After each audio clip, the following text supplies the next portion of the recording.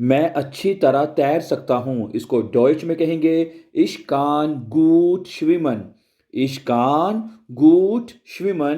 मैं अच्छी तरह तैर सकता हूँ। Sentence number 2। Du sollst heute kommen। तुम्हें आज आना चाहिए। Du sollst तुम्हें चाहिए। Heute kommen आज आना, तुम्हें आज आना चाहिए।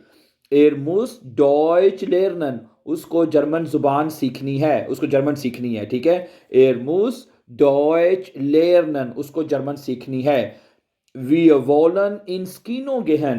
हम सिनेमा जाना चाहते हैं। Wir wollen ins Kino gehen। हम सिनेमा जाना चाहते हैं। Ihr dürft das Buch behalten। आपको ये किताब पकड़ने की इजाजत है, ठीक है। Ihr dürft das Buch behalten। आपको ये किताब पकड़ने की इजाजत है। Sie möchten einen Kaffee। आप एक कॉफी पीना चाहते हैं। Thank you and subscribe.